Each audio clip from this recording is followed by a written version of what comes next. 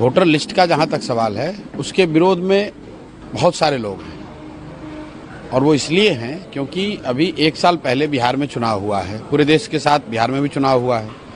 Election commission ने ही voter list बनाया, उसके आधार पर उसी वोटर लिस्ट में जिनका नाम था उन्होंने पार्लियामेंट का इलेक्शन किया है, प्राइम मिनिस्टर का चुनाव हुआ है। अब साल भर में ऐसा क्या हो गया कि उस पूरे वोटर लिस्ट में आपको इंटेंसिव रिवीजन की जरूरत है? भाई हम लोग की तो यही मांग है कि जो 14 अभी 2024 में लोकसभा चुनाव के लिए जो वोटर लिस्ट का इस्तेमाल किया गया है उसी का इस्तेमाल इस बार भी होना चाहिए। अब उसमें जो संशोधन करना है, कोई 18 वर्ष से ज़्यादा का अगर है, 1 जनवरी 2025 को हो गया तो उसका नाम जोड़ दीजिए। अगर किसी की मृत्यु हो गई है या कोई पलायन कर गया है, छोड़कर चला गया है, उसका नाम काट दीजिए। इसके अलावा और कोई उसमें संशोधन की जरूरत समझ में नहीं आती है। और अगर कोई ये कह रहा है कि भाई संशोधन इसलिए होना चाहिए कि कोई बाहर का आदमी आ गया है, घुसपैठिया आ गया है, तो मेरे भाई पिछले 1 साल से बिहार में तो एनडीए की सरकार है, तो क्या ये स्वीकार कर रहे हैं कि इनके सरकार के रहते हुए घुसपैठिए बाहर से आकर यहाँ बिहार में रह रहे हैं?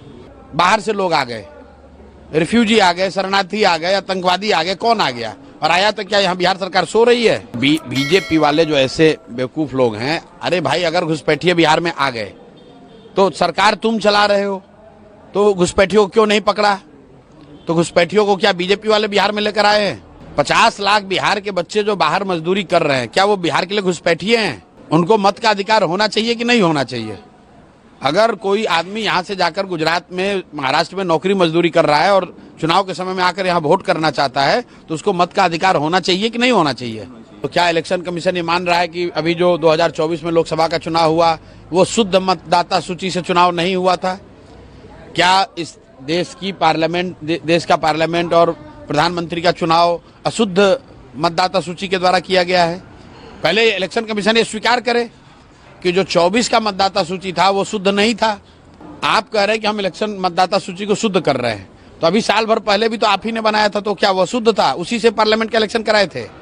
और अगर वो अशुद्धता आ गई इलेक्शन के, लोकसभा इलेक्शन के बाद, तो अशुद्धता क्या है कि लास्ट के 2 महीने में अब चुनाव होना है, तो इलेक्शन कमीशन कह रहा है कि हम नया इलेक्टोरल रोल बनाएंगे। आप बताइए कि 50 लाख से ज्यादा बिहार के लड़के, बिहार के युवा जो बाहर मजदूरी करते हैं, रोजी रोजगार करते हैं, वो तो दिवाली छठ में आएंगे, वो कैसे फॉर्म भरेंगे?